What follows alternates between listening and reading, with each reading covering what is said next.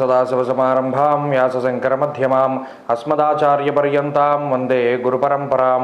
జ్యోతిషశాస్త్రాన్ని భావితరాల వారికి ప్రసాదించిన ఋషుల యొక్క పాదపద్మాలకి నమస్కారం చేసుకుంటూ, అలాగే నాకు ఈ జ్యోతిష విద్యను నేర్పిన గురువర్యులు జ్యోతిష బ్రహ్మ కీర్తిశేషులు శ్రీ ఏరంకి సూర్యనారాయణమూర్తి గారు, సూర్యశ్రీ దైవజ్ఞ గారి యొక్క పాదపద్మాలకి నమస్కారం చేసుకుంటూ, ఓం శ్రీ మహాగణాధిపతి నమః, శ్రీ గురుభ్యో నమః, హరి ఓం.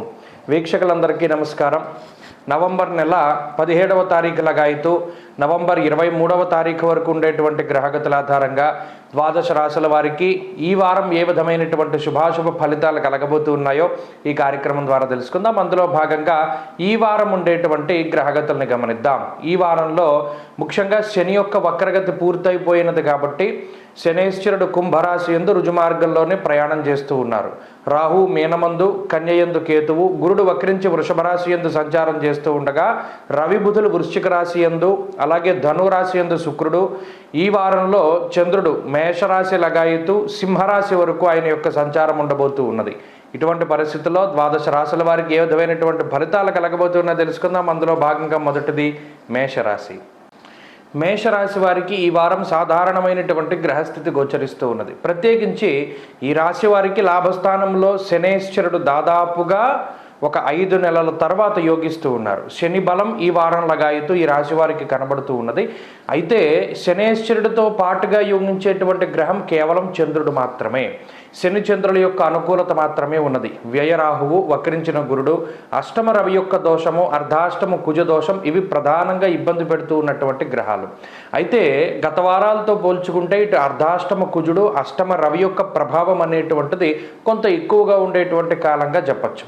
అయితే ఈ వారంలో ప్రధానంగా శని బలం వచ్చినప్పుడు కొంత మనకి ఉండేటువంటి గొప్ప విషయాలు ఏంటి అంటే ఆర్థికపరమైనటువంటి ఎదుగుదల, ధనధాన్యాది వృద్ధించ బంధు సంతోషవర్ధనం అన్నారు. అంటే ఈ బంధుమిత్రులతో ఉండేటువంటి సత్సాంగత్యము లేదా బంధుమిత్రులను ఎక్కువగా కలుస్తూ ఉండడము, అలాగే ఆర్థికపరమైనటువంటి ఎదుగుదల, ఉద్యోగ మార్పులు, ఉద్యోగంలో ఎదుగుదల, ప్రమోషన్లు, ట్రాన్స్ఫర్లు, లేదా ఆశించినటువంటి చోటుకి మీరు ఉద్యోగం నిమిత్తం వెళ్ళడం, ఇటువంటివన్నీ కూడా శనేశ్వరుడు వల్ల ఈ వారంలో కొంత ఆర్థికపరమైనటువంటి ఎదుగుదలని సూచించేటువంటి విషయాలు, ఉద్యోగాభివృద్ధి, వ్యాపారాభివృద్ధి, ఇవన్నీ కూడా ఈ వారంలో కనబడతాయి.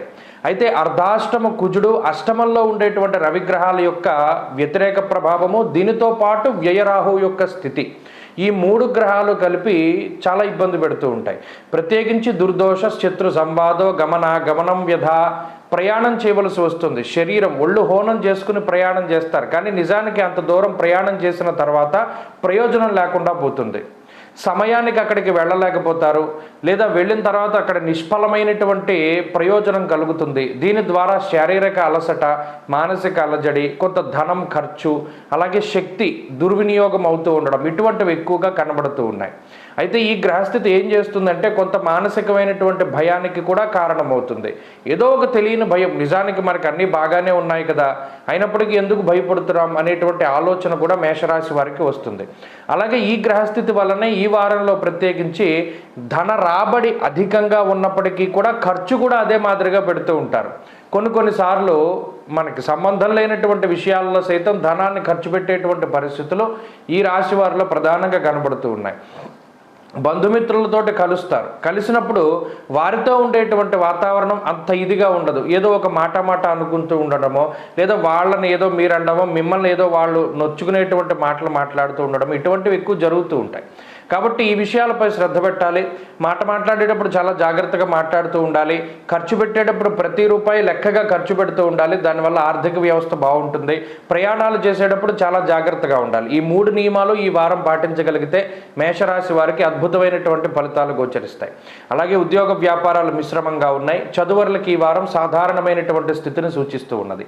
మేషరాశి వారి ఈ వారం మరింత అనుకూలమైనటువంటి ఫలితాన్ని సాధించడానికై అష్టమ రవి యొక్క దోష నివారణ కోసం కార్తీక మాసంలో ప్రతిరోజు సూర్యోదయానికి పూర్వమే కార్తీక స్నానం చేసి ఆదిత్య హృదయ పారాయణ, సూర్యుడు వచ్చేటువంటి సమయానికి చదువుతూ ఉండడం ద్వారా ఈ గ్రహ దోషాల నుండి బయటపడగలుగుతారు, మంచి ఫలితాలను సాధించగలుగుతారు.